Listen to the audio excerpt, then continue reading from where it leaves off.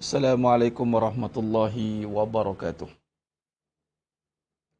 Bismillahirrahmanirrahim. Innal hamdalillah nahmaduhu wa nasta'inuhu wa nastaghfiruh wa na'udzu billahi min shururi anfusina wa min sayyiati a'malina may yahdihillahu fala mudilla lahu wa may yudlil fala hadiyalah. Asyhadu an la ilaha illallah wahdahu la syarika lah wa asyhadu anna Muhammadan abduhu wa rasuluh. Allahumma salli ala Muhammad wa ala ali Muhammad. Rabbi yassir wa la tu'assir bi tamim bil khair. Rabbi shrah li sadri wa yassir li amri wahlul 'uqdatam min lisani yafqahu qawli. Allahumma iftah alaina hikmataka wa anshur alaina min khaza'in rahmatika ya arhamar rahimin. Al-Malikul Quddusus Salamul Mu'minul Muhaiminul Azizul Jabbarul Mutakabbir Subhanallahi amma yushrikun. Wallahul Khaliqul Bari'ul Musawwiru lahul asma'ul husna. Yusabbihu lahu ma fis samawati wal ardh wa huwal azizul hakim. Wala hawla wala quwwata illa billahil aliyyil azim. Wala manja minallah illa ilaihi amma ba'du. Ayyuhal mu'minun ittaqullah usikum wa iyaya bittaqwallah faqad fazal muttaqun. Sidang jemaah yang muliakan Allah SWT, para penuntut akademi atau Furqan, muslimin muslimat, hadirin dan hadirat, mudah-mudahan kita semua tergolong dalam golongan hamba-hambanya yang benar-benar bersyukur. Amin ya rabbal alamin. Alhamdulillah, pada pagi yang penuh barakah ni, di waktu duha ini, kita menyambung pengajian kita dalam pengajian penghayatan zikrullah di dalam kehidupan. Kita membahaskan tentang bagaimana kita nak menjadikan kehidupan kita ni asbab untuk ingat kepada Allah Subhanahu Wa Taala. Kita boleh bahas dalam dua sektor ataupun dua cabang perbahasan. Pertama, perbahasan tentang agama itu sendiri, tentang makna zikrullah itu sendiri. Yang kedua, kita nak bahaskan tentang kehidupan yang bersandarkan agama, yakni kehidupan yang berzikrullah ataupun hidup yang berzikir. Dalam perbahasan zikrullah, zikir itu sendiri adalah perbahasan yang mana membincangkan tentang kepada kaedah ibadah. Zikir kan, sebut tentang zikir tu membawa kepada ala bi zikrillahi tatma'innul qulub. Hanya dengan ingat kepada Allah, hati menjadi tenang. Malah ditarifkan ataupun dikaitkan zikir itu dengan Al-Quran. Al-Quran itu sendiri adalah zikrullah. Jadi, membaca Al-Quran dengan kita kaitkan kehidupan dengan Al-Quran itu adalah zikir. Sebab zikir ini dikaitkan dengan Allah. Al-Quran itu kalamullah. Baik. Jadi, yang menjadi isunya sekarang adalah kita mungkin tahu tentang zikir, tetapi kita tidak tahu menterjemahkan zikir. Sehingga ada orang cuba membezakan zikir dengan kehidupan. Sebab dia cuba bezakan tu ataupun dia cuba pisahkan, bermaksud dia tidak faham tentang zikir. Maka dengan itu, di manakah kepincangan itu berlaku, kekeliruan itu boleh berlaku kerana dia tidak faham kehidupan pula. Dia zikir, dia tahu zikir, ingat Allah SWT dengan lafaz, dengan lafaz, dia zikir dengan lafaz. Malah ada yang terikat dengan lafaz semata-mata. Malah dalam konsep ataupun dalam kaedah pemahaman yang menyeluruh tentang agama, membincangkan tentang, sebut saja zikir itu, membincangkan tentang segala yang ada ini adalah tentang ingat kepada Allah. Bermaksud segalanya ada hanya Allah. Maka sifat kepada perbahasan akidah. Akidah membahas tentang yang wujud hanya Allah. Kita ini hanya makhluk yang tiada wujudnya kita sebelum ini, dan kita ini diwujudkan oleh Allah SWT untuk ingat kepada Allah. Maka bila kita diwujudkan oleh Allah SWT untuk ingat kepada Allah, maka dia tertakluk kepada ingat dalam konteks melakukan suruhan dan meninggalkan larangan. Itu. Jadi, bagaimana kita nak memperhalusinya kalau tidak kita memperhalusi kehidupan? Sebab itu dalam mana-mana perbahasan pun, kehidupan ini menjadi perbahasan besar sebenarnya. Selagi mana kita ada kehidupan, selagi itulah kita kena memperhalusinya. Kita masih hidup lagi, ya, kita masih hidup lagi, kita kena perhalusilah kehidupan. Adapun setengah itu, bila kata dia susah untuk menyatukan keduanya, maka dia akan meninggalkan salah satu. Bagi contoh, dia mungkin dia tidak akan meninggalkan, katalah dia tidak akan meninggalkan agama. Saya tak nak meninggalkan agama sebab saya orang Islam. Okey? Dia tak meninggalkan agama. Dia katalah dia tidak murtadlah. Wa na'udzubillah min zalik. Tapi ketika dia meninggalkan kehidupan beragama, maka dia sebenarnya telah meruntuhkan agamanya tanpa sedar. Jadi, perbahasan kehidupan tu jadi bosan lah. Antara ciri orang yang nak meninggalkan kehidupan itu adalah dia tidak mahu kehidupannya dibahaskan bersandarkan agama. Cerita agama okey. Pengetahuan agama, silakan. Dia kata seronok dengar, seronok ustaz. Memang agama tu sendiri sifatnya menenangkan. Ada masalah serabut, pergi majlis qasidah, pergi majlis salawat, majlis agama. Ni tengah fras, ni tengah apa, ni duduk dalam majlis ilmu, seronok, dengar seronoknya. Majlis agama. Zikir ke situ, Quran kan, dengan tausiah, dengan tentang sirat, tentang perbahasan-perbahasan agama. Tapi bila habis pada perbahasan itu, maka kembali dia kepada kehidupan dia yang asal. Kalau dia itu seorang yang mempunyai sifat-sifat yang menjengkilkan, maka sifat tu masih ada pada diri dia lah. Sebab tu, perbincangan kehidupan ni adalah perbincangan untuk kita menilai hidup kita ni, adakah selari dengan agama? Adakah kita ni hidup mengikut kehendak agama? Bila nak tahu, maka kena ada orang yang tegur, kena ada orang yang kata ni salah. Ini tak betul, ni perangai ni macam mirip-mirip syaitan ni perangai ni. Beza dengan perbahasan, okey, sifat syaitan adalah, sifat syaitan ini dia akan meniupkan was-was. Syaitan ini ada jenis-jenis syaitan. Sebutlah nama-nama syaitan, nama kan. Lepas tu cerita tentang dosa. Okey, dosa besar, dosa kecil. Okey, dosa besar begini, dosa kecil begini. Kita pun dengar. Okay, ceritalah banyak pengetahuan kita dapat. Tapi dalam kehidupan hang ni berdosa ni hang buat ni. Hang ni dah buat benda-benda yang merosakkan ni. Nak mari kepada itu tak tahan.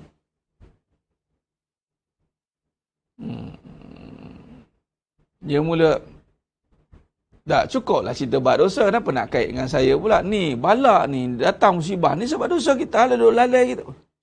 Ni apa ni cerita macam ni? Dia mula tak senang. Jadi sebab tu Allah kata, qalilan ma tashkurun, sedikit sangat orang yang kaitkan hidup dengan ingat Allah. Nak tegur hidup ni supaya betul ke hidup kita ingat Allah ni, sedikit. Kata-kata lain macam ni. Kalau nak mengaku hidup dengan Allah, mengaku contoh,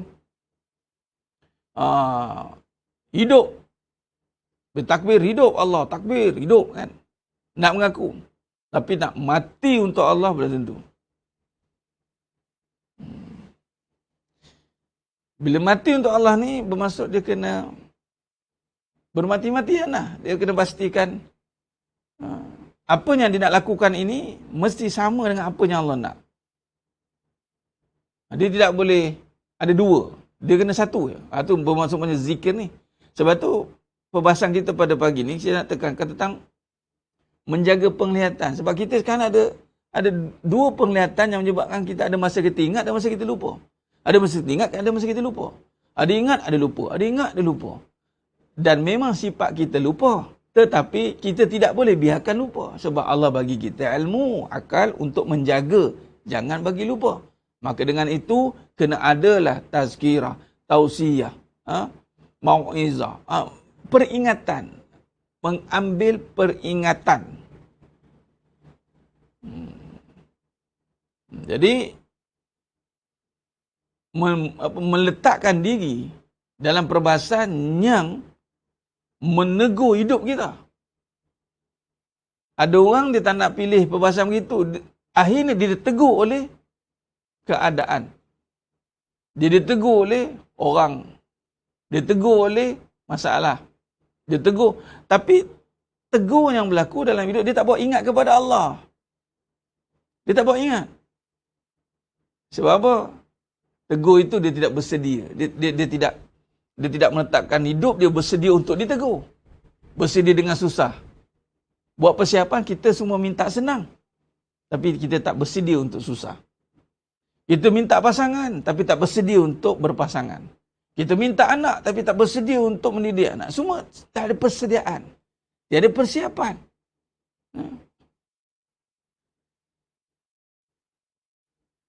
Umur Adam, saya berhadapan dengan orang non-Muslim. Even sekolah ni, owner dia rental orang Muslim, Mr. Tan. Jadi kita tak payah cerita pasal Islam kat dia. Kita tunjukkan series kita dengan Islam, cukup. Nah, tak perlu kita, this is Islam, Islam is no. Islam bukan dengan cakap, Islam dengan buat. So make sure kita duduk dengan perbuatan yang betul. Jangan ada busuk hati, jangan dengki, kok-kok lah bergaduh kita ke sampai orang dapat tahu kita ni, perangai kita pun sama. Perangai kita pun sama. Sebenarnya bila Islam ini, dia menjaga attitude. Dia akan straight untuk menjaga attitude. Islam ini, kalau orang yang belum kenal Islam, dia bukan kenal Islam dengan cakap. Dia bukan kenal Islam dengan buku. Dia kenal Islam dengan what you doing.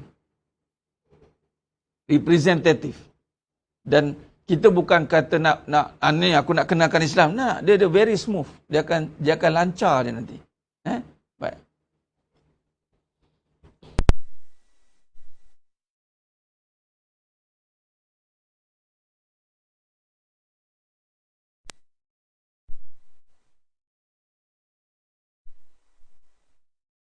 Allahumma salli ala Muhammad. Jadi kita tidak perlu menunjukkan bajet Islam. Jangan kita gunakan bajet-bajet. Kita betul-betul hidup sebagai orang Islam. Orang Islam sifatnya sejahtera. Dia duduk dengan kita, dia boleh nampak kesejahteraan kita. Contoh, building ni, dia ada rental dia. Jadi kita berhadapan dengan rental dia minta tu, kita sejahtera berhadapan. Tak adalah kita macam gelisah, marah, tak. Kita tunjukkan keadaan attitude yang tak betul, no. Malah kita tunjukkan high commitment kita. Kita tunjukkan serius kita. Sehingga dia kata, yes, I see you. You are very serious in your religion. That's it. Dan kita kena tunjukkan. Dan benda ini mesti tunjuk juga pada dalam hidup kita sesama Islam. Kekalahan, kesilapan kita gagal memperlihatkan bahawa Islam, agama ini sangat memberi kesan dalam hidup kita. Itu kegagalan kita sebenarnya. Kita gagal merasakan agama inilah yang menyebabkan hidup kita ni hebat. Yang kita rasa apa? Pangkat kita, suami kita, anak kita, duit kita, amalan kita. Agama tu sendiri, kita tak rasa peranan agama memberi kehebatan pada diri kita. Kita tak rasa. Kita tak rasa. Jadi, bila kata kita tak boleh rasa, maka ini yang berlaku. Maka datanglah perkataan ya ke Islam itu sejahtera. Dia tak boleh nak rasa tu kan.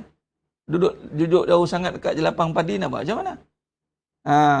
Dia tak boleh nak rasa. Dia hanya boleh soal je. Ya ke Islam tu sejahtera? Ya ke? Mula nak kona soalan, di manakah letaknya Islam itu? Soalan-soalan canggih lah konon-konon. Jangan kita cakap banyak.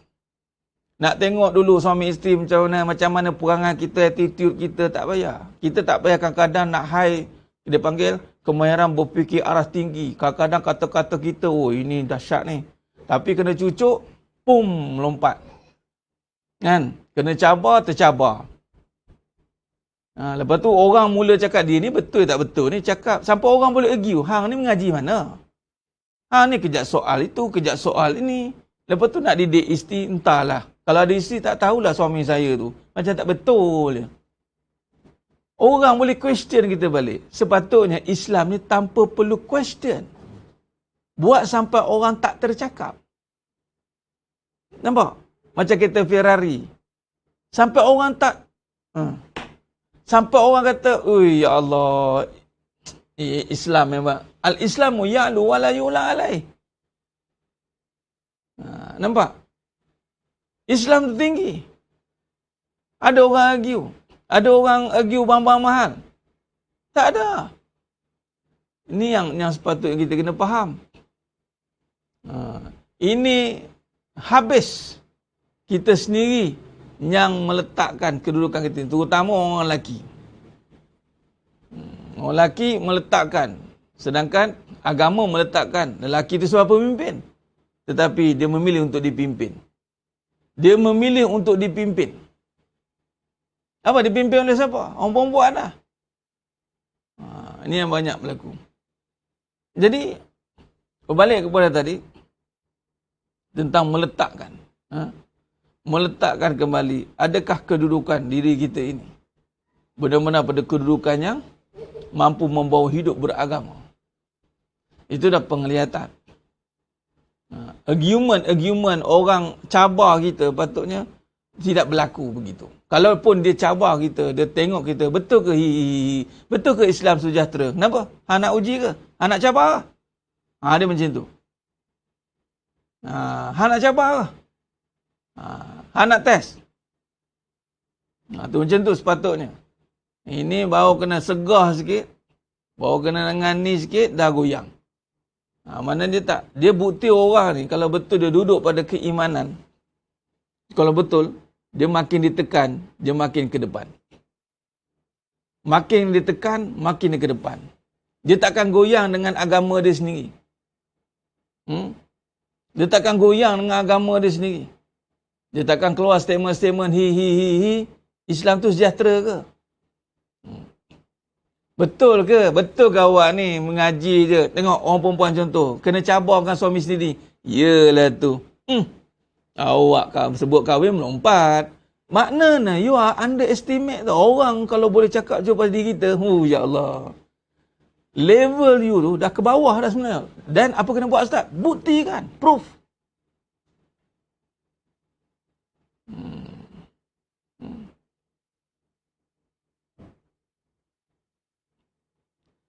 Kita kena proof kan. Kita bukan begitu. Kadang-kadang kita rela diperkatakan begitu. Kita kena proof kan. Betul ke Islam ni sejahtera? Proof kan? Ya. Sebab tu ulama ada setengahnya minta untuk diuji. Sebab minta untuk diuji ni nak memastikan, ya, aku stand juga dengan Islam. Bukan kata suka rela diuji, rela untuk diperlakukan, tidak. Tetapi nak bagi tahunya, apa pun yang berlaku, aku tetap akan mempertahankan nama agama. Ini. Kadang sampai macam tu lah. Alah, iyalah tu ustaz tu, cakap lebih. Dengan isteri, tunduk juga. Mana? Kita, statement-statement sangkaan tu, saya nak dengar satu-satu. Keluarkan satu-satu. Macam tu. Patut macam tu. Apa hang cakap? Apa hang cakap? Ini namanya lawan dengan proof. Alah, lelaki sama rumah tangga ni, pasal kahwin lagi semua jahanam. Mana ada betul lelaki. Sama je. Aku tak. Dia ada macam tu. Orang lelaki ni, kau tambah isteri, tambah pahala je. Dah, aku tambah pahala. Alah, orang ni kalau sedih ni mesti sedih. Dah. Aku gimana? Dia kontra. Dia kontra. Alah, orang perempuan ni kalau kena sentuh dengan kahwin lagi melompat. Tak, aku bukan gitu. Dia macam tu. Sebab Islam, dia satu sifat yang membawa kepada, dalam surah Al-Fat 28, huwallazi arsala rasulahu bil huda wa dinil haqq liyuzrahu 'ala dini kulli. Allah akan angkat Islam on top of semua. Dia tak akan boleh duduk sama level. Apa orang kata? Duduk sama rendah, diri sama tinggi. Tak boleh.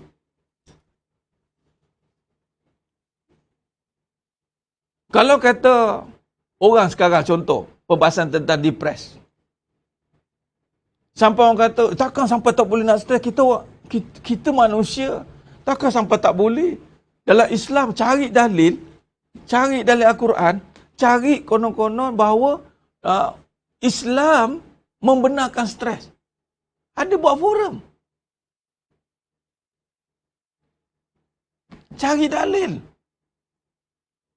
Saya cakap, bukan cari dalil untuk melawan stres. Dia cari dalil untuk mengiyakan. Oh, macam dia kata, takkan tak boleh nangis. Sedangkan Islam kan, dia nak mengiyakan bahawa nak nangis, nak sedih, nak murung, nak bucu katil, dia nak merelakan benda-benda yang memang ada dalam diri kita. Contoh, kita cerita dalam bab teknikal, kereta. Memang kereta berhadapan dengan rosak. Kereta ni ada, dia panggil factory error dia, ada. Tetapi kalau pergi kepada kereta-kereta yang supercar, dia tak nak sama macam kereta lain. Dia tak nak. Dia tak nak orang kata, standard lah tu, semput-semput tu standard. Kadang-kadang brake tak makan tu standard. No, dia takkan pergi macam tu. Dia pergi perfect. Kalau brake, sharp. Kalau laju, sharp. Dia macam tu. Tiba-tiba, kita orang Islam, ada iman, kita relakan, kita disamakan dengan orang yang tak ada agama. Orang yang tak Islam. Apa peranan agama? Berbalik kepada isu tadi. Akhirnya kita akan jadi orang yang direndahkan, dihina oleh diri sendiri. Ya? Kita yang minta dihina.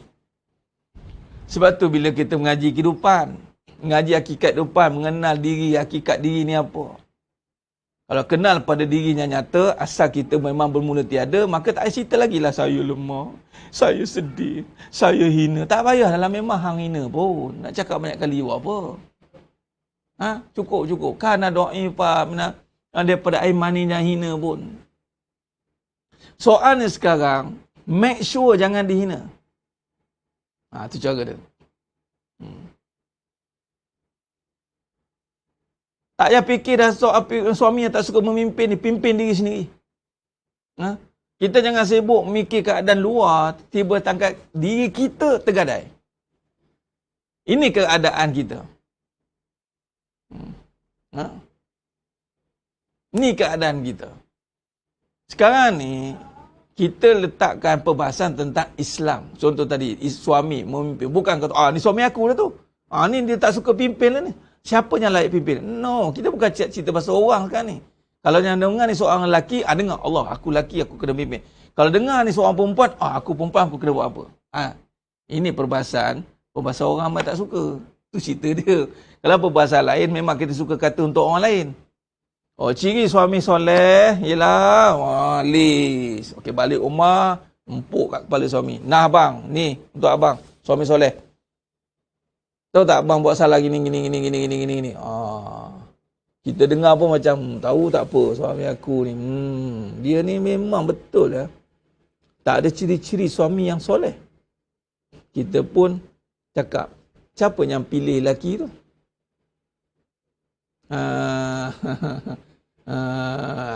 Kan? Sebab itu, duduk dalam pengajian, dia lelaki tak apa kita pun jawab. Lelaki ni, yang memimpin dia, itu agama. Lelaki ni kena duduk kelas agama, cari guru. Tapi kenapa lelaki tak boleh dipimpin? Sebab dulu orang perempuan duk perasan, dia boleh pimpin suami dia. Asyik pimpin, patutnya bang. Mula-mula kahwin dia abang, cari guru. Siapa salah? Asyik nak dipimpin dia. Anything I tau. Anything I everything for you, okay? Everything I buat untuk you. Bagi semua. Lepas tu dah, mak suami ni tak boleh pimpin saya lah. Macam mana lah? Dah, nak sangat. Awal-awal nak semua. Nak tunjukkan, you are the best. Orang perempuan. Kan? Orang perempuan kan, everything nak buat semua. Kalau boleh dia nak cari duit, dia nak kerja, dia nak buat semua. Everything. Sebab apa? Dia nak tunjukkan, dia tu sangat berfungsi. Lain sekali, suami tak berfungsi. Lepas tu mula pening. Macam mana ya nak buat ni? Macam mana ya? Ni berlaku. Sebab itu, dalam perbahasan kehidupan, kita tak akan sokong keadaan. Kedua-duanya ada isu yang perlu diselesaikan. Kedua-duanya ada isu yang diselesaikan. Suami ada isu. Suami yang perlu diselesaikan. Isteri ada isu. Isteri yang perlu diselesaikan. Ha? Jadi, kita kena faham. Sebab tu kalau berbicara soal agama lain sekali, kita kena lihat kembali asal usul, asal muasal perbincangan, kehidupan, berpaksi kan apa. Berbalik kepada perbahasan kita, nak berbicara soal Allah, nak menegakkan kalimatullah. Sekarang ni, kita nak tegakkan kembalilah perbahasan ini. Sebab itu, balik kepada perbahasan tadi. Bila sebut tentang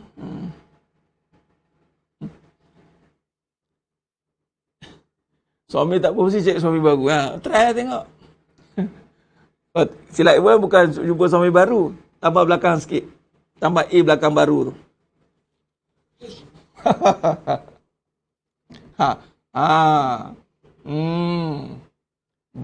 Tahu macam mana? Baru. Baru garuk kepala. Sebab itu cari diri dulu. Habis Ustaz tak sempat cari diri ni, Ustaz dah kahwin dah. Hang tanggunglah apa yang akan diterima dalam perkahwinan disebabkan kegagalan mencari diri. Tanggung dulu, terima tu. Jangan cari laki lagi. Sebab diri tak jumpa. Orang kalau jumpa diri, tak jumpa, tak payah dah mencari-cari ni. Dia jumpa diri dia dulu. Isteri jumpa diri, suami jumpa diri, baru dua-dua sedar diri. Ustaz, sekarang ni, saya je jumpa diri saya. Mana hang dah sedar diri lah kan. Kalau hang dah sedar diri, buat apa nak pergi kacau lelaki tu lagi? Biar dia dengan keadaan kemabukan dunia dia tu. Mabuk kepayang dia tu. Biar dia. Kita dah ada protection kita. Kan? Kalau kita nak pergi cari lelaki kat luar juga, dalam keadaan kita pun dalam keadaan terpinga-pinga, saat lagi, hang tipu aku hidup-hidup. Kan? Tak pasal-pasal kena. Kan? Yang kes tu ada kes X-File tu. Yang kes tu lah kan. Rupa-rupanya bila saya buka cerita, ada X-File. Itulah. Jangan dia ni jangan tergopoh-gopoh. Ajilah tergesa-gesa untuk kita komen keadaan luar tu. Jangan tergesa-gesa. Sebab kebanyakannya adalah disebabkan oleh kegagalan kita menjawab peperiksaan yang tak bersedia. Macam tadi kuliah subuh saya cakap, jangan bangga tunjuk gagal.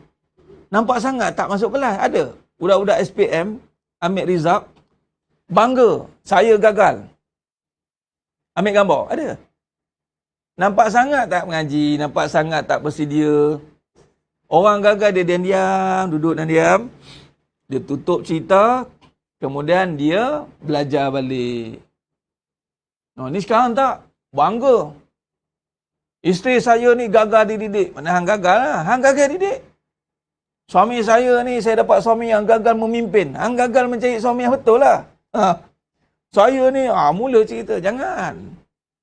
Kegagalan, itu kegagalan. Tutup cerita. Sekarang ni kita cerita macam mana nak keluar daripada kegagalan. Nak keluar daripada perkara-perkara yang boleh merosakkan kita. Ini namanya manusia, ragam manusia zaman ini, dia suka belajar daripada kegagalan. Sebab apa? Sebab mereka suka mendengar perkara yang gagal. Benda yang rosak, suka. Tapi benda yang benar, dia cukup takut. Sebab dia tak boleh nak buat yang benar itu. Orang ramai senang nak buat yang gagal. Tapi bila bagi yang benar, orang takut nak buat. Sebab apa? Dia tak mampu nak buat yang benar itu. Akhirnya dia memilih yang gagal. Sebab tu kebanyakannya akan mempromosikan kegagalan daripada mempromosikan kebaikan. Promosi kebaikan apa? Macam tadi Ummu Adam tanya. Orang Cina tengok, orang non-Muslim tengok kita. Kita promosi kebaikan, bukan tunjuk baik. Depa lagi tahu kita ni tunjuk baik tak tunjuk baik. Sebab apa? Depa tahulah sebab hitam dan putih nampak sangat bezanya nanti. Maksudnya apa? Kalau kita buat something untuk dapatkan dia, nak suruh aku masuk Islam ni, dia boleh rasa. Jadi kita buat macam biasa sehingga dia tertarik dengan kita. Maksudnya kita bukan buat baik dengan dia. Kalau orang sesama Islam tak boleh trace dah. Dia tertutup terhijab dah sebab masing sesama Islam. Masing-masing nak buat baik sebab apa? Sebab aku nak sesuatu dengan hang. Tak fikir agama dah. Fikir apa? Fikirkan apa? Perhatian, fikirkan kebendaan, fikirkan benda-benda macam tu. Jadi benda tu masing-masing nak, dia pun nak, dua-dua sambil nak. Akhirnya tertipulah. Sebab tu kena promosikan kebaikan. Jadi promosikan kebaikan ni perit. Sebab orang akan nampak pelik. Tak gaduh? Okey. Mana boleh? Orang beriman takkan tak ada stres? I cannot believe lah. Memang keajaiban sukar diterima. Peringkat awal Islam dulu, iman datang. Ingat senang nak diterima kah? Berperang.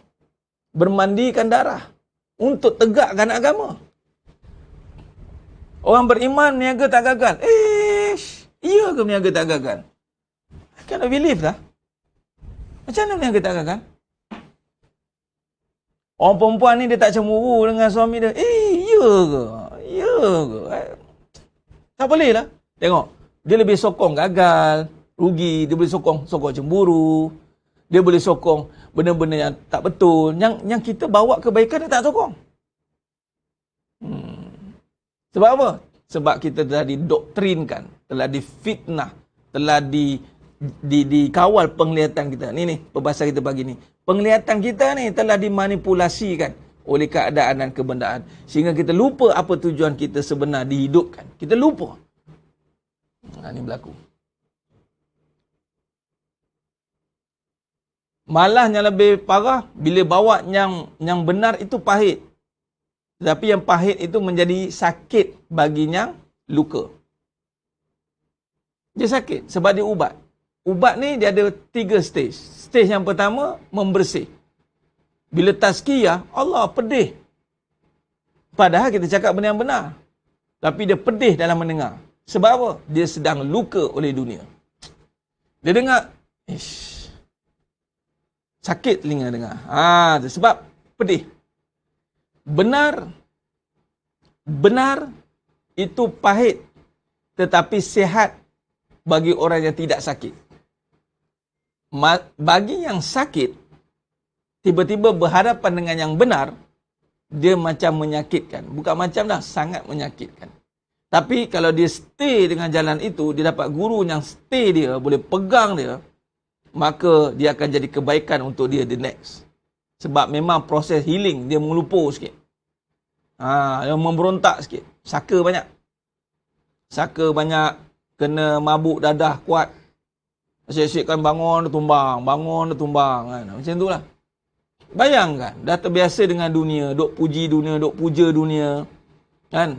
Duk tengok dunia ni lah memberi impak kepada diri, membawa nilai kepada seorang wanita yang hebat dengan ada dunia. Orang lelaki pun, sanjung dunia, inilah isteri aku. Sekali dunia tunjuk perangai dia. Tergetar-getar kawan kena. Tertiarap, tersungkur dia kena. Datang, mengelupur kawan. Kita pun rawat tengok. Satu-satu perangai keluar. Rupanya dah banyak menyimpan. Banyak membela. Satu-satu perangai keluar. Dia peringkat awal, pembersihan. Pembersih itu sakit. Memang sakit. Nak tinju dia kerja. Memang. Doktor nak bersihkan luka, dia tamparnya doktor tu. Doktor nak bersihkan luka. Doktor nak, dia pukul doktor tu. Sakitlah doktor. Saya nak bersihkan luka, hang tampar aku kenapa? Sakit lah. Itu belum kena sampuk kan. Habis semua orang dia radang lah. Inilah. Bila dah bersih, lepas tu dia lemah. Mula jadi orang dalam agama konon-konon ni, agama ni bosan. menung, jemah benung, jemah jadi orangnya termenung. Apa jemah? Saya rasa kekosongan. Nah, lepas tu mula dia tinggalkan kelas. Apa? Rasa kekosongan. Lemah dia. Kita kata, jemah, agama bukan macam tu, jemah. Rupanya dia baru lepas kena bersih tadi, lepas kosong. Sebab tu kalau salah isi, dia rasa kekosongan walaupun dia dah berhijrah. Ni fasa dia. Jadi saya tulis. Tengah cas pen jap. Jadi, dia menjaga perhatian ni melalui proses tu nanti. Sebab itu, bila kata proses pembersihan, mengapu, meraban, kadang-kadang dia memberontak. Lepas sekali dia hilang, dia kosong. Dia menyandar. Dia jadi macam bosan agama tu. Jadi macam tak ada apa-apa. Padahal dia tengah kekosongan tu. Waktu ini, kalau dia isi balik sebab tu, jangan terkejut. Ada orang, dia dah kosong, tapi dia patah balik. Sebab waktu itu dia diisi dengan kenangan daun pisang dulu. Memori daun pisang. Sebab tu dia boleh return balik. Sebab tengah kosong, lepas tu isi dengan sebenar. Tapi tiada yang membimbing dia. Dia tak istiqomah. Maka pengisian tak sampai. Bila pengisian tak sampai, dia teringat-ingat keadaan dulu dia. Maka dia tertarik kembali kepada asal usul dia. Maka dia pun menung. Bosan. Bosan, dia cari keseronokan. Dia carilah keseronokan. Bosan lah ustaz ni. Carilah benda-benda yang boleh menyeronokkan. Dia isilah dengan kesibukan balik. Buat aktiviti-aktiviti dunia balik. Dah kosong. Diisilah balik. Sibuk balik. Sibuk balik. Oh, ingatkan. Ingatkan dah tobat. Dah lah betul lah. Peringkat awal dia nangis-nangis. Bisnes jatuh nangis. Cegai suami nangis. Nangis lah tu. Dia cleansing lah tu. Cleansing. Lepas tu kena pula. Sedarlah kamu. Dia dengar. Okey. Lepas tu dia macam termenung sekejap. Tengah termenung tu. Tengok diisi apa. Diisi dia. Aku tak boleh. Aku kena move on. Dia move on saja. Habis. Geng Joyah sampai. Dia bagi mabuk. Dia bagi dadah dunia. Dia bagi dadah balik. Dia kebas balik. Akhirnya. Dia dah betul dah. Tadi sakit tu dah di-cleansingkan. Isi salah.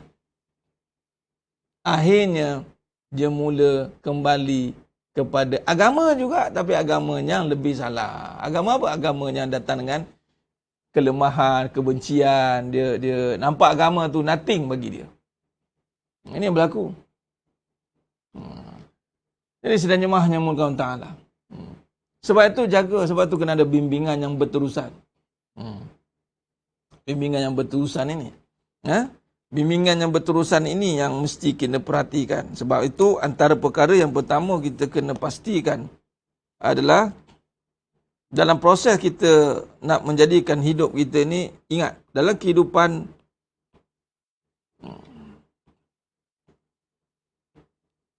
tak ada perkara lain yang kita kena lakukan. Itu adalah untuk ingat Allah. Zikrullah. Apa maksud ingat Allah ni? Melakukan suruhan.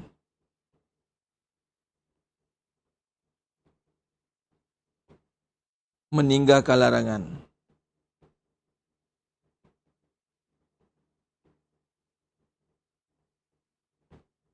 Baik. Maka kita nak jaga zikrullah ni. Nak jaga zikrullah ni, nak jaga kita ingat ni. Nak ingat ni, maka antara langkah yang mesti kita jaga, yang selalu saya ulang banyak kali, jaga penglihatan.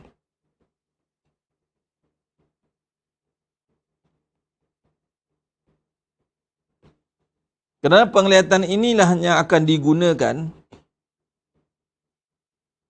boleh kata 24 jam. 24 jam Ustaz. Bukan mata tutup ke nanti Ustaz. Dia ada dua penglihatan. Zahir dan batin. Ketika zahir ini tidak dijaga, maka dia akan dirakam ke dalam pandangan yang halus, yang batin, dalam fikiran. Maka walaupun dia pejam mata, tetap nampak benda yang dia nampak pada zahir tadi. Hati-hati.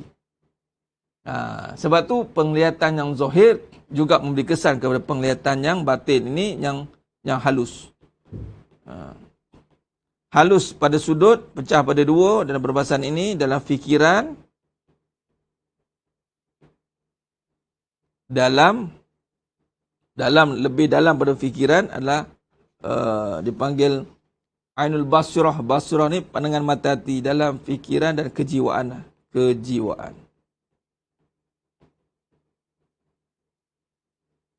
Baik, kebanyakan yang zahir ni kalau tidak dijaga, maka dia akan pergi pada fikiran. Okey, fikiran ni pula bila tidak dirawat dengan kejiwaan, maka dia akan mengganggu baliklah.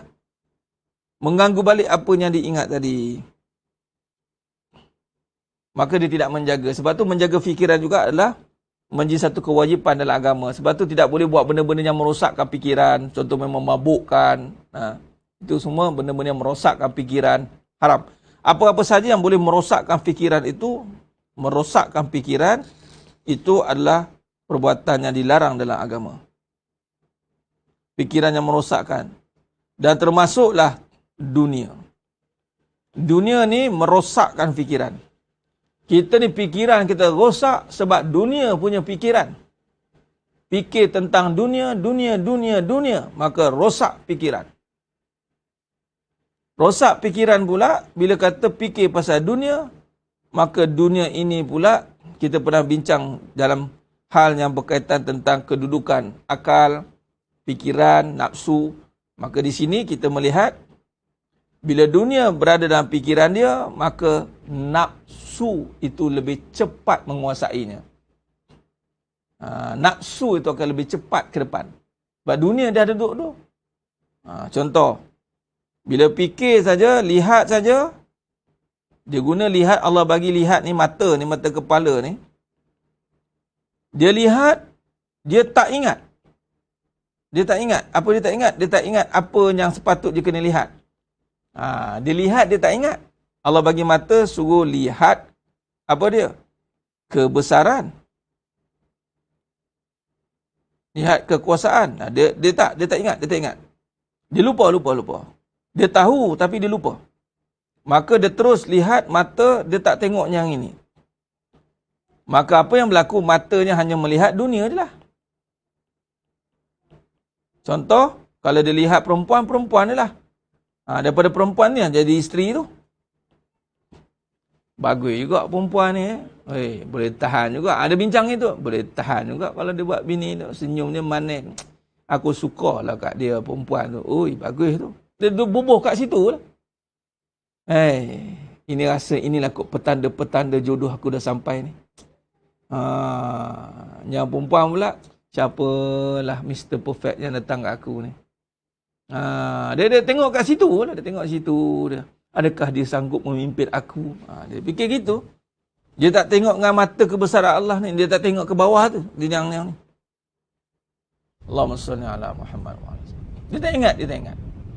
Walhal kejadian laki dan perempuan ni sebagai tanda-tanda kekuasaan Allah. Sebab apa dia tak ingat? Sebab dia tidak diingatkan dan dia tak belajar.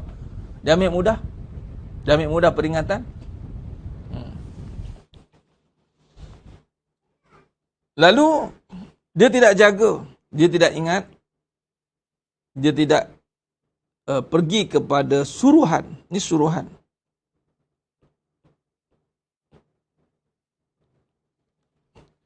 Bismillah itu kan. Baca dengan nama kekuasaannya.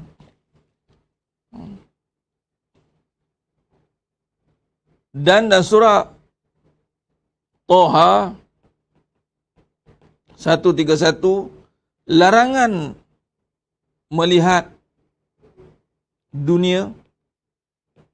Apa maksud larangan melihat dunia? Melihat keseronokan. Ayat ni Allah beritahu larangan melihat keseronokan. Seronok. Seronoknya dia dah kahwin lah. So sweet lah pasangan tu. Unpredictable lah. Kahwin pula dia. Semua duk pakat. Macam mana lah nak dapat janggut macam dia? Parah lah netizen ni. Janggut pula. Nak cerita bab janggut boleh. Jangan sampai mempermainkan sunnah Nabi tu. Nak setrika lah, rebonding lah, macam-macam. Bismillah. Untunglah dia, untunglah dia. Untung bukan pada kahwin. Untung pada jadi isteri soleha. Jadi jangan seronok sangat tengok. Ya, kita seronok tu sebab kita nak doakan dia jadi isteri soleha. Bukan seronok kahwin tu. Ini cara tengok ni kena halus. Ni tengok dia kahwin. Allah, ni kenapa ni saya seronok lah tengok orang kahwin, rasa macam nak kahwin lagi. Macam tu pula.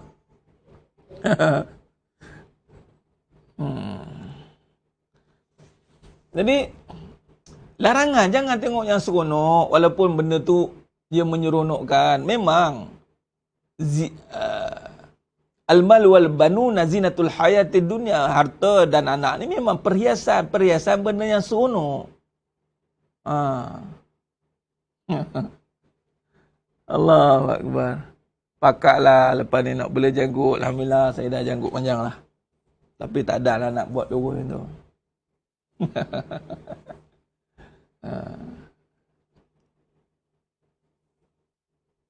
Yang tak suka simpan janggut, jangan cek pasal. Jangan tak suka. Memang tak semua orang boleh simpan janggut. Dia benda sunnah. Yang sunat. Ada yang tanya, Ustaz, saya nak simpan janggut, Ustaz. Tapi nanti kena buang kerja. Macam mana, Ustaz? Nak kena buang kerja ke simpan janggut? Saya pun cakap, janganlah buat pertimbangan macam tu. Kerja tu ada melibatkan nafkah yang wajib. Janggut dia sunat. Tak apalah, cukup lah. Potong. Melainkan kita ada option lain. Oh, okey, baik Ustaz. Kita jangan rigid. Jangan jadi jumut. Yang orang yang cakap, saya tak suka lelaki berjanggut. Jangan jumut. Hampa tak tahu yang berjanggut jambang ni manis orangnya. Kan macam tu lah. Kan manis orangnya. Alhamdulillah. Akhirnya kahwin juga dia kan. Habis Ustaz tak ada perasaan lah tengok. Memang orang kalau tengok jaga penglihatan ni, dia macam tak ada perasaan. Tengok biasa dia. Malah kita diajar untuk tengok orang kahwin doakan. Itu je lah, doakan. Doakan. Kita doa macam mana? Cara kita doa macam mana? Ada doa sampai tergelak-gelak? Ada. Ada doa senyum-senyum Pak Imam apa? Senyum-senyum. Nak doa. Itu senyum-senyum tu Pak Imam nak kahwin lagi. Dia dah doa orang kahwin, dia sengih. Ingat Pak Imam aku kahwin bagus juga ni. Dekat situ pula fikir. Doa sedih? Ada. Sayuk kan. Sedih mengenangkan bab tentang dosa kan. Tapi tak adalah kita seronok melompat doa. Ya Allah, kurniakan rezeki yang berkat. Melompat. Belakang makmum. Berkat. Ini apa doa ke apa benda ni? Ini bersorak. Kebanyakan orang bersorak dapat dunia. Itu syukur. Syukur itu apa? Syukur itu taat lah. Syukur itu bukan suka semata-mata. Tak semua yang kita suka itu syukur. Sebab ada yang kita suka, kita lupa Allah.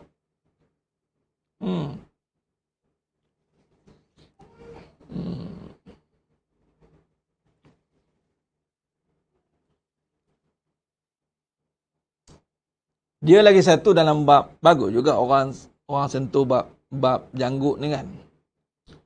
Dia apa pun dalam agama ni, dia ada kesederhanaan dia. Dan Nabi SAW ada peringkat janggut Nabi.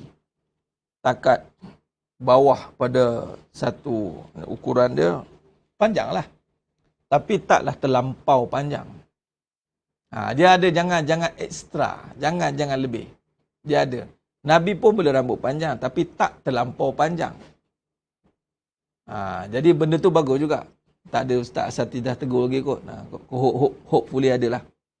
Kita tak pandai nak tegur-tegur ni.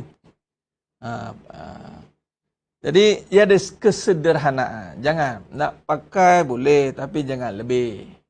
Nak ada boleh, jangan lebih. Jadi Islam tak mengajar kita berlebih-lebih.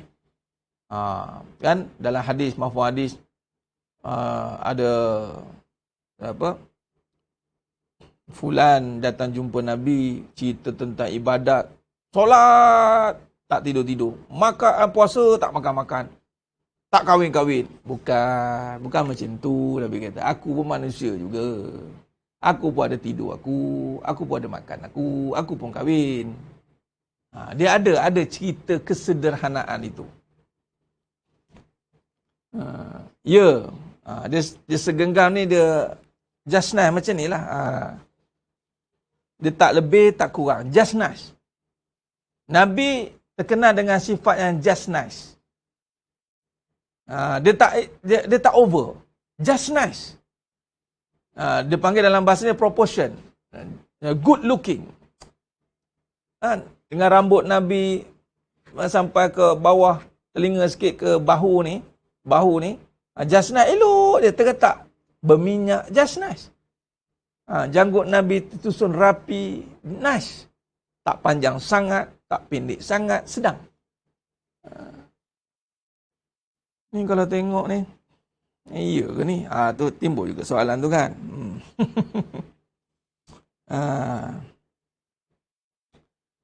Itulah. Ada ketikanya kena macam itulah. Sederhana itu bukan kurang tetapi just nice. Ingat wasata itu kalau baju tu terletak elok. Tak over, tak kecil sangat ketat sampai nak masuk pun sampai tergeliat urat. Tak, dia pakai elok terletak. Kemas. Sederhana bukannya pakai compang-camping. Kan? Pakai sampai koyak rabak. Dia bukan sederhana. Itu merana. Dia tak ada nak ni. Dan dia, sebab tu Islam juga tidak mengenengahkan soal mewah. Islam tak. Islam bukan bermewah. Ada pada sahabat tapi itu bukan bermewah, ni bermegah. Mewah, megah. Dia ada benda yang ekstra daripada orang lain. Dia cuba nak jadi extraordinary. Itu nak megah. Mewah kepada konsep megah. Ada dia benda yang tak patut, berkerawang, berkeitu, berkelit. Ada benda yang orang, dia ni. Mula orang nak berkata, nak cakap tu sebab dia ada lebih daripada orang. Hati-hati. Kualiti tak apa. Kualiti tu okey. Kualiti just nice. Kualiti. Harga mahal bukan isu. Kita tak nak sebut tentang harga mahal dan murah. Sebab itu subjektif. Isunya, beli pen. Penuh dengan belian. Penuh dengan belian. Sign tu, slow dia. Supaya apa? Sebab orang nak tengok kita sign tu. Dan orang kata, apa belian pen tu? Pen untuk tulis. Bukan untuk beri anak mewah. Dia jadi macam tu. Dia benda-benda yang extra make up dia tu, extra dia tu, fitting, the features dia tu, over. Islam tak macam tu. Kalau beli suatu perkara yang membawa kepada kualiti, silakan. Kualiti pun tidak membuatkan kita jadi orang yang malas contoh. Ada yang berkualiti ni macam mesin ke apa ke, menyebabkan kita jadi malas. Itu bukan sifat Islam. Contoh, Nabi SAW punya kenderaan yang terbaik. Nabi ada unta merah, kuda perang Nabi yang terbaik. Semua, dengan Nabi semua yang perfect. Pedang Nabi, pedang yang terbaik. Tetapi dengan yang terbaik itu bukan menunjukkan malas. Kan biasakan dah jadi terbaik, malas. Semua orang nak buat. Semua orang nak kena buat. Dia malas nak buat lah. Lepas tu dia buat sendiri. Lepas tu Nabi SAW. Dengan ada pedang yang terbaik, Nabi lebih tangkas. Lebih tepat dalam bertindak. Macam tu.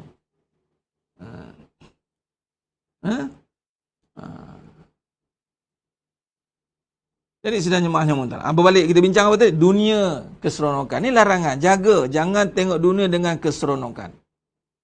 Tengok dunia dengan kebesaran dan kekuasaan. Malam ni saya kuliah maghrib, saya kupas tentang Syama'il Muhammadiyah. Kuliah maghrib, dia setiap hari Ahad ni saya diberi tugas amanah Allah untuk syarah Syama'il Muhammadiyah. Itu di Masjid Taqwa Selayang Baru. Khair. Memang kita tengok subhanallah. Kita boleh baca tu dia macam ni. kepribadian Nabi SAW sehingga orang lain pun boleh buat sama macam Nabi buat. Ini yang kita nak. Kita nak orang lain pun boleh rasa macam apa yang kita ada. Itu memang subhanallah. Sebab Nabi SAW sifatnya sangat menyantuni umat. Adapun memang ada ekstra pada Nabi, tapi Nabi tidak menunjukkan perbezaan itu. Walaupun Nabi mukjizat ada, Nabi rahmatan lil alamin, Nabi penghulu bagi segala makhluk atau muka bumi. Tapi Nabi bila duduk dengan sahabat, tak ada nampak perbezaan itu. Pemakaian Nabi sama, perwatakan Nabi, percakapan Nabi, malah Nabi lebih tawaduk, lebih rendah, Masya Allah. Nabi tak letakkan dirinya hotspot. Sebab tu jangan berpemakaian yang hotspot. Orang nampak kita je. Jangan. Dia jadi moderate. Natural je. Elok, tak ada nak dia je ada. No, Nabi tak macam tu. Nabi moderate. Sama. Malah kalau orang tak kenal Nabi, zaman sahabat lah. Sahabat dah tentu kenal lah. Orang baru-baru nak masuk tak kenal. Sampai kata, tak kenal Nabi. Ini ke Nabi? Ini ke Muhammad? Kata, kau tahu siapa yang tegur kau tadi? Itulah Nabi Muhammad. Baru dia terkejut. Oh, iya ke? Nampak? Punyalah Nabi SAW. Masya Allah. Masya Allah. Dia sangat tak nak bagi orang berbeza. Dia kalau boleh nak sama dia. Itu orangnya cukup bijak lah. Cukup bijak. Itu hebat Nabi. Ini tak kita diajar untuk outstanding. Jadi yang biar kita focal point. Jadi kita ni sumber tarikan. Janganlah. Lelaki orang perempuan, tolonglah. Dah tu. Dekat diri kamu tu dah banyak benda nak boleh tarik. Tak payah nak buat lagi tarikan. Tak payah. Okey. Baik. Jadi, menjaga penglihatan ini, antara kita kena pergi kepada larangan dan suruhan. Maka kalau kita lihat, macam seperti ini, sebelum ini saya pernah sentuh, contoh. Sebab lihat ini melibatkan dua, yakni zahir dan batin. Ini serentak sebenar. Pandangan mata kepala, pandangan mata hati ini kena serentak ke depan. Contoh, zahir melihat duit. Zahir nampak duit. Bila dia nampak duit, tetapi dia tak nak nampak duit semata-mata, maka dia pun ingat duit ini membawa kepada rezeki. Itu cara batin ya. Maka ketika dia tengok duit, dia nak libatkan dengan rezeki, maka dia akan melihat. Sebenarnya, dia melihat dalam konteks yang rezeki, maka dia akan menggunakan duit kepada yang halal. Ataupun, bila dia berbicara soal duit, walaupun dia tak dapat lagi duit, dia sudah berbicara soal yang halal. Itu orang yang melihat dengan yang ingat. Dia tak buat benda yang haram. Dia besarlah perbincangan haram ni. Kadang-kadang kita ni menyebut rezeki tapi melihat duit. Sebut rezeki tapi lihat duit, lupa rezeki sebenarnya. Akhirnya, ni perbahasan yang kita pernah sentuh sebelum ini. Dia sebut rezeki tapi yang dilihat duit. Kalau itu yang berlaku dalam hidup dia, maka dia akan pergi kepada cerita pasal duit. Bukan cerita pasal rezeki. Duit kata apa? Tak ada duit. Jadi, dia akan pergilah bubur tak ada rezeki. Itu kat situ silap dia tu. Tapi kalau kita zahir nampak duit, tapi dia tak nak tengok duit itu, dia tengok rezeki. Maka yang dia lihat rezeki. Ini rezeki Allah ni. Bila dia lihat duit, itu rezeki. Beza ya, sidang jemaah yang Allah Ta'ala. Beza bila, kalau sebut rezeki, dia tidak boleh pergi pada duit. Sebab rezeki dia kena naik ke atas Allah. Tapi kalau duit, dia boleh pergi pada rezeki. Konsepnya mudah. Apa saja yang pada makhluk, itu semua dari Khalik. Dia macam tu je. Kalau duit, makhluk. Boleh tak kaitkan dengan Khalik? Boleh. Rezeki. Tapi kalau sebut tentang rezeki, boleh tak kaitkan dengan makhluk? Laisa kamisli syai'. Tu kaedah dia. Tak bolehlah nak bentukkan rezeki itu. Sebab rezeki tidak berbentuk. Kan? Apa yang ada pada makhluk, itu ada tanda-tanda kebesaran Allah. Tapi apa yang ada pada Allah, tidak ada pada yang tidak boleh disamakan dengan makhluk. Bolehlah. Itu kata perbahasan akidah dalam kehidupan pula. Contoh, tanda-tanda kebesaran. Itu katalah makhluk ada melihat. Ada tak ada makhluk pada melihat? Ada. Jadi melihat ini datang pada mana? Datang pada Allah. Tapi sama tak melihat Allah dengan makhluk? Tidak. Tak boleh samalah. Sebab apa tidak boleh sama? Sebab makhluk ni ada sifat buta. Jadi tak samalah. Makhluk ni boleh melihat, boleh tak nampak. Allah tak. Allah melihat je. Maha pula tu. Sama dengan rezeki. Kalau bubuh rezeki kepada makhluk, boleh ada, boleh tiada. Jadi, janganlah tak rezeki tu pada sifat tiada.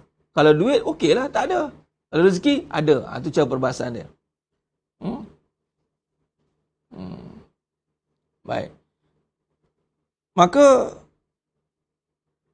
dikait duit itu rezeki, boleh tidak? Boleh. Maka, kalau duit itu rezeki, jangan remehkan RM1 ke, RM5 ke, RM10 ke, RM50 ke, RM100 ke, RM1000 ke, semuanya ini adalah rezeki.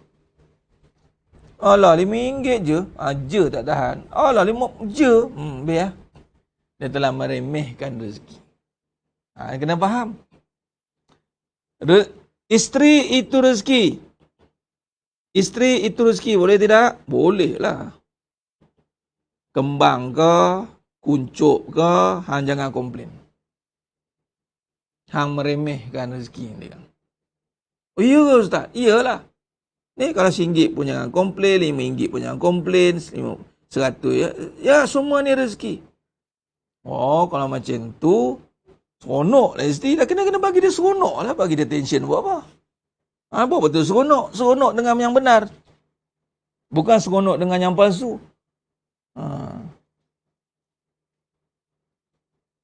Ni seronok yang palsu. Apa palsu? Nak kena di-modify baru nak seronok. Mana boleh tahan nak modify? Mengah juga. Lain-lain sekali, malas lah bang, malas. Dekat aku dah kata, kamu tetap kamu je mau. Yang aku nak tu kasih sayang Allah pada kamu. Badan kamu ni temporary saja. Anytime boleh hilang. Kat syurga nanti dapat badan yang permanent. Jadi terimalah badan yang macam ni. Bila dia terima tu, besok tu jadi Cinderella terus. Ni asyik tak terima. Susah hati lah macam ni. Suami kena cerdik lah cakap. Kamu tu rezeki Allah. Di mata abang, kamu ni sempurna. Oi, kenapa? Sebab rezeki. Mana abang berani nak komplain? Tak berani abang nak komplain rezeki Allah. Kadang-kadang Allah nak uji. Kan?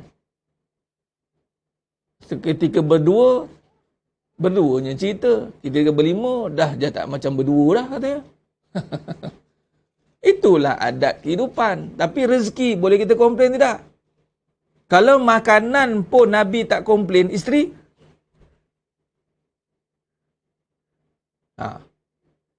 Makanan pun Nabi tak komplain.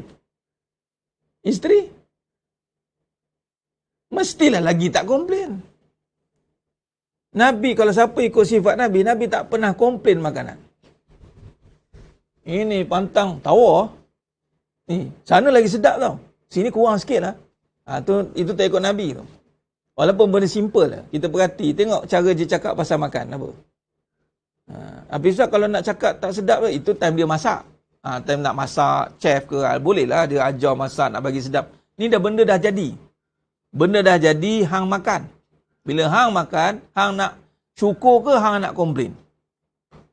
Kadang-kadang Allah nak uji. Allah, hari lebih geram kawan bagi kat aku. Tak apa. Kan? Makanlah. Apa ni? Mula.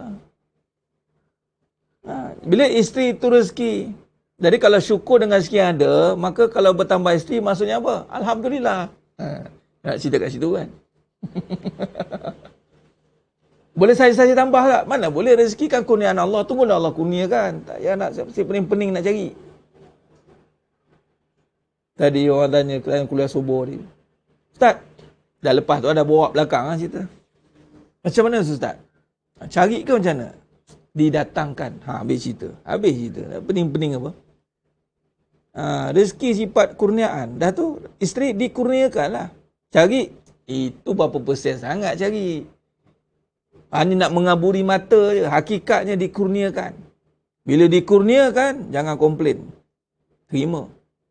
Ui, macam tu sekali Ustaz. Dah?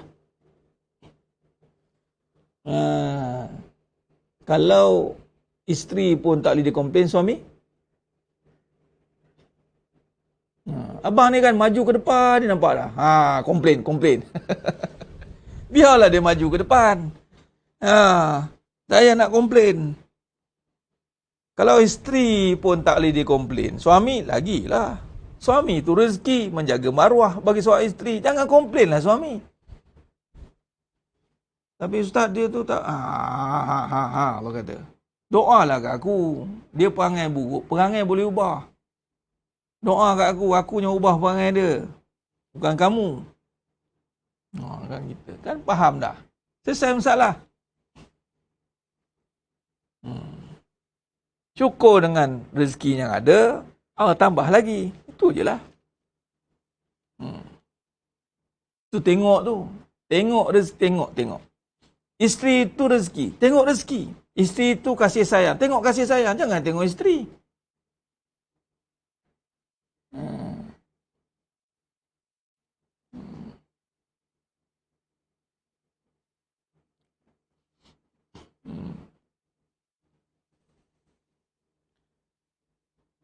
Malah kalau berbicara soal syukur walaupun sedikit, sebenarnya dia tak akan ada istilah sikit. Syukur ni banyak. Syukur ni akan banyak.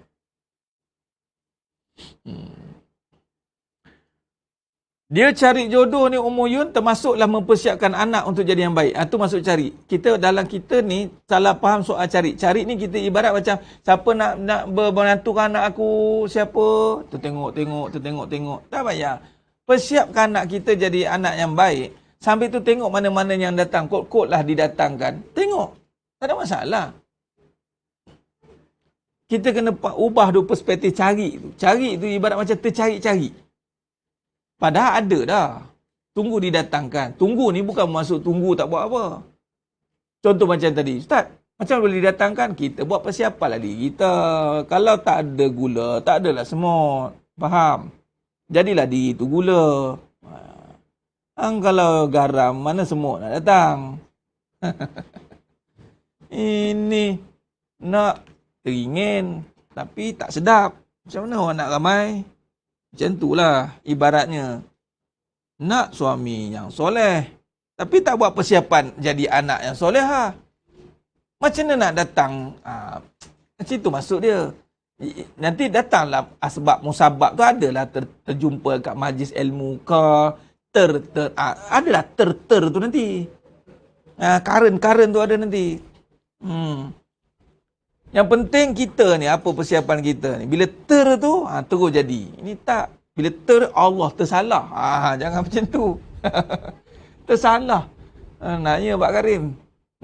Biar kita buat persiapan. Itu maksudnya kalau betul kita buat persiapan untuk menjadi orang yang baik, bermaksud kita sedang persiapkan jodoh kita lah. Macam tu ibaratnya. Ni, biarlah, malas lah. Kahwin-kahwin tak kahwin sudah. Hang buat apa? Buat tahu dah. Itu orang putus asa. Itu orang dah give up. Dia tak give up tau. Jadi, mana-mana suami jangan give up. Teruskan lagi usaha. Suami lah kan. Yang belum kahwin, teruskan usaha. Semualah. Yang belum kahwin atau kahwin lagi. Tapi memang begitu. Kahwin lagi ni, syabat kahwin ni takdir. Takdir mu'allak. Memang takdirnya kita boleh pilih. Pilih maksudnya bukannya memilih, bukan confirm jadi. Pilih ni maksud nak atau tak nak. Ada option.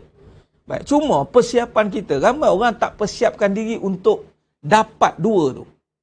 Dia kapasiti seorang biarkan. Contoh alah ustaz suami saya, apa pun tak boleh, tak tanggungjawab, tak ini, tak itu. Dah nampak tak? Dia biarkan keadaan tak bertanggungjawab, tak hebat. Yang tak hebat tu dia biarkan. Patutnya upgrade lah diri. Jadi orang bertanggungjawab, jadi orang hebat, jadi orang ini. Patutnya isteri pun boleh nampak kelemahan kat situ pada suami. Bantulah upgrade dia. Bukan kata condemn dia. Baik, sekiranya tak buat persiapan, tup-tup Allah jadikan dua. Ingat, kahwin ni bukan kerja kita tau sebenarnya. Kahwin, jodoh, maut, mati ni, rezeki. Tu kerja Allah. Tup-tup kahwin dua. Awak tak bersedia, hara jadi tu. Patutnya sedari awal lagi, abang bersedia mah nak kahwin dua ni. Baik bang, saya tahu abang bersedia nak kahwin dua. Mari kita bersedia bersama-sama. Kok-kok lah datang nanti orang minta bantuan. Macam manjik, kita dah sedia bot, dah sedia ni contoh. Kita bersedia ni, kelang kabut. Tu yang bergaduh tu. Yang bergaduh tu kelang kabut. Menafikan, abang takkan kahwin dua. Takkan kahwin empat. Buatlah persiapan terus, 4 terus. 4 lane. Kalau pakai 1 lane ni, okey lah, tak apalah. At least ada dah 3 lane standby. Allah buat kapasiti tu dah besar. Ini tidak. Nak kecilkan diri tu. Lagi sekali Allah takdirkan 2. Takdirkan 3. Dia tiarap tu kawan.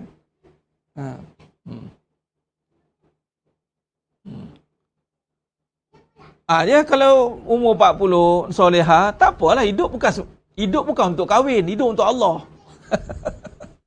Selesai masalah.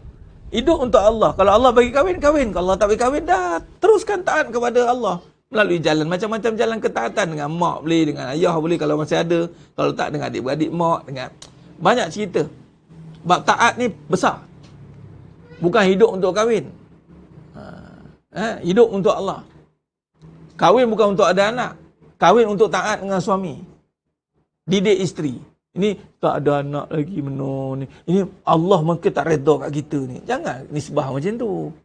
Tak ada. Kahwin, hidup ni untuk taat, untuk ingat pada Allah. Ada suami ke, tak ada suami ke, taat. Ingat Allah. Itu je lah. Ditakdirkan ada suami, teruskan usaha taat itu yang dah kita bina lah. Yang 40 tahun yang dah bina tu, kok-kok lah umur 41 tahun kahwin nanti, jangan pula 41 tahun bukan solehah, ada tinggal. Loh, ingatkan solehah, je. Punya kita tak buat, tak ada amalan yang continuous. Jangan, dia jodoh ni, tengok, umur 40. Apa beza dengan 36 yang tu kan? Beza, lala sekali dapat orang macam tu. Untung je mah. Kan? Untung ke? Kalau jadi si solehah, untung lah. Umur 36 tu, baru dapat jodoh katanya. Setelah 36 mencari akhirnya. Okeylah. Kadang tagline, headline, apa tu? Macam-macam bunyi ada. Allahumma salli ala Muhammad wa ala alihi. Benar tu Siti Dija. Jadi balik pada makam, apa yang wajib pada? Yang wajib pada Allah. Makam dunia ni mungkin harus ada anak, harus ada suami, harus ada duit. Mungkin ada, mungkin tidak ada. Yang wajib ada Allah. Bila wajib ada Allah, kita wajibkan ada Allah pada diri kita dulu. Ada no, kita rasakan. Bila ada suami, ada Allah, anda selamat. Bila ada suami, ada Allah, anda selamat. Bila ada suami, ada isteri, ada Allah, anda selamat. The issue ni sekarang, dan ada suami, dan ada anak, tak ada Allah. Ini yang unpredictable ni. Tu yang sempat bergaduh, sempat baling periuk, sempat baling termomik, macam-macam baling. Dia geram sangat. Jadi mana-mana yang ada anak bujang tak kahwin, jangan kusupkan kepala dia bila nak kahwin, bila kau nak kahwin. Jangan kusuk-kusukkan kepala orang macam tu. Dia doakan yang terbaik. Kan? Ada lelaki bujang. Kau bila nak kahwin? Kerja dah ada, apa dah ada. Tak tahu lah, mak. Ayah tu kerja ada semua ada, tak kahwin lagi pun. Ayah. Hebat macam tu lah. Tak ada suami macam mana Ustaz? Tak ada suami, tak apalah, jangan kita pula yang jadi huru-hara bila tak ada suami. Tak apalah, apa masalah tak ada suami? Yang masalah tak ada Allah. Kan? Hidup ni apa benda yang paling bermasalah? Bila tak ada Allah lah. Tak ada suami, tak ada masalah. Tak ada suami tak jadi masalah. Tak ada isteri tak jadi masalah. Tapi tak ada suami sebab tak ada Allah, itu masalah besar. Elok-elok dah ada suami, tapi sebab tak ada Allah, pum, bercerai-berai. Itu masalah. Tu betulkan balik. Elok-elok dah ada, hang buat main-main. Dah ada isteri, sebab tak ada Allah, pum, bercerai-berai, rosak, hancur, binasa. Tu ada masalah. Tapi kalau dari awal tak ada, it's okay lah. Allah tengah simpan yang lebih baik di syurga sana. Apa-apa yang tak ada. Apa sebab kita banyak. Ada orang ada orang tak ada. Kenapa? Tak semestinya semua orang ada, kita ada. Tak semestinya kita ada, orang ada. Tak semestinya. Dunia ni bukan macam tu. Sebab Allah nak beritahu dekat syurga semua ada.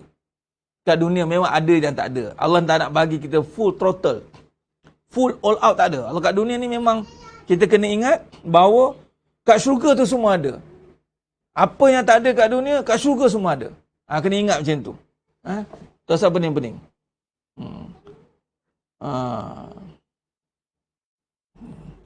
InsyaAllah, jangan apa pening. Macam mana-mana suami yang terdapat kawan lagi tu, sabar. Tak apa, jangan marah-marah isteri tu. Tahan, sabar sikit. Kat syurga, dapatlah isteri ramai.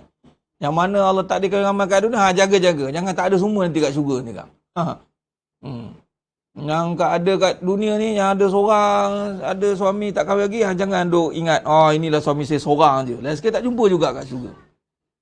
Ingat, dunia tempat berpisah, bukan tempat bertemu. Hakikatnya dunia ni tempat kita berpisah, bukan tempat bertemu. Tempat bertemu kat syurga sana, kat akhirat nanti. Kita duk nampak dunia dia tempat bertemu. Mana ada? Semua berpisah, tidur berpisah dah. Diam lah, tidur, zap, tak ke mana-mana pergi dah. Buat kerja sehari berpisah. Mana bertemu? Dunia bukan tempat pertemuan. Dunia tempat perpisahan. Akhirat tempat pertemuan. Jadi yang kita nak jaga tempat perpisahan ni kenapa? Patutnya buat persiapan. Nanti berpisah nanti awak temu kat sana ya, checkpoint sana ya. Nanti jumpa abang kat sana tau. Ni tak nampak tempat dunia tempat pertemuan. Kita dipertemukan di dunia je bang. Mana ada dipertemukan di dunia? Silap ulang dipisahkan di dunia. Cakap apa?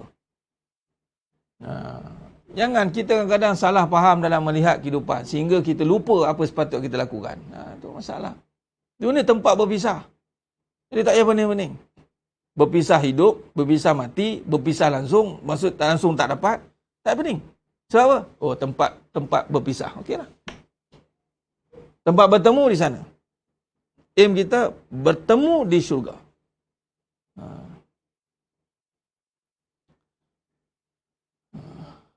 Masya Allah. Ya Tuan Haji muda. Tunggu solat, tunggu mati. Tunggu solat, tunggu mati. Itu dia. Masya Allah. Khair. Baik, jadi sedang jemaah yang mulakan Allah Subhanahu Wa Taala. Saya kira cukup setakat itu dulu. Kita sambung pada perbahasan yang akan datang. Mudah-mudahan apa yang kita bincangkan ni sikit sebanyak membuka fikiran kita, membuka hati kita untuk lebih faham. Lebih faham tentang konsep kehidupan yang sebenar. Apatah lagi dalam kita nak menghayati zikrullah dalam kehidupan. Menjaga apa yang kita lihat ini. Supaya kita tidak lupa apa yang kita ingat. Itu antara perkara yang sangat penting kita jaga dalam hidup ini. Jangan sampai kita lihat, lupa apa yang kita ingat. Malah sepatutnya kita kena lihat apa berdasarkan apa yang kita ingat. Kalau kita ingat kepada Allah, maka lihatlah dengan kekuasaan Allah. Itu sepatutnya begitu. Barulah kita akan terselamat daripada fitnah kehidupan yang sentiasa menipu ini. Baik, itu saja. Mohon ampun maaf daripada saya atas kekurangan, atas kata-kata, atas kurang bicara. Hanya Allah Ta'ala sajalah yang mampu menyempurnakan perbahasan kita pada pagi yang penuh barakah ni. InsyaAllah sehingga kita bertemu lagi pada siri yang akan datang. InsyaAllah. Aku qali hadza wa astaghfirullahalazim li wa lakum wa billahi taufiq wal hidayah.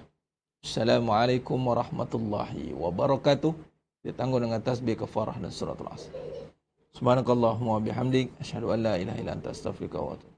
Bismillahirrahmanirrahim. Wal 'asri innal insana illa alladhina amanu wa 'amilus solihati wa tawassaw bil haqqi wa tawassaw bis sabr. Wallahu a'lam bisawab. Takbir. Allahu akbar.